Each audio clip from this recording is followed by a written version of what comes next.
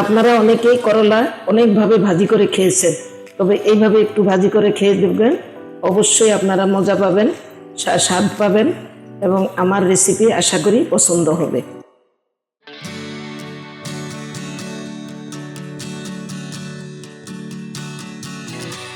আমি 2টা করলা নিয়েছি, করলাগুলা কেটে নিব। ধুয়ে নিয়েছি করলাগুলা।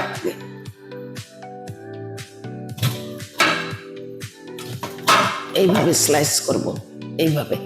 এর মধ্যে পরে এগুলার বিচি ফেলে দিব আস্তে আস্তে।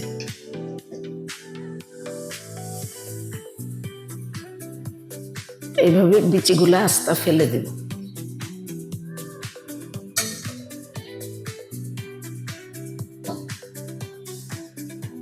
করলাগুলা 1/2 ইঞ্চি সাইজ হবে।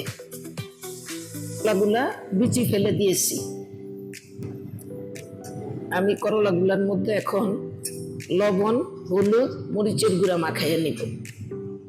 লবণটা পরিমাণ মতো দিয়ে একটু মাখিয়ে নিয়েছি।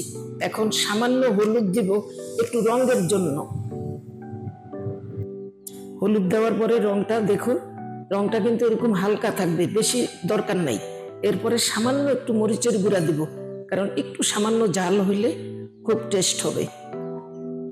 লবণ, হলুদ, মরিচ মাখানোর পরে এইরকম হবে রংটা।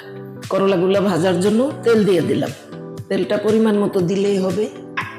এখন এক এক করে তেল গরম হলে দিয়ে দেব। অবশ্যই লো আঁচে ভাজতে হবে। মাছ ভাজি যেভাবে, ওইভাবে আস্তে আস্তে ভেজে নিতে হবে। আমার এই করলা ভাজি ছোট বড় সবারই পছন্দ হবে। ভাজি হয়ে গেছে, এখন উঠায় ফেলবো।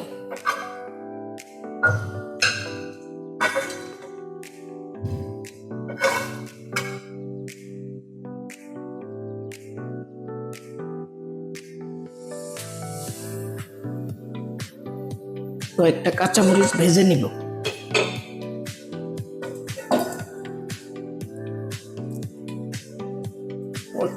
মরিচটা একটু ভেজে নিলাম।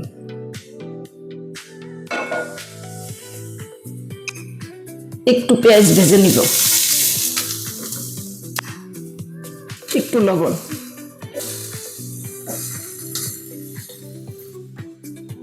পেঁয়াজটা ভাজা হয়ে গেছে, এখন আবার একটু মিলাইয়া নিব। করলা ভাজি শেষ হয়ে গেল। আশা করি আপনাদের পছন্দ হবে। অবশ্যই আপনারা তৈরি করে খাবেন।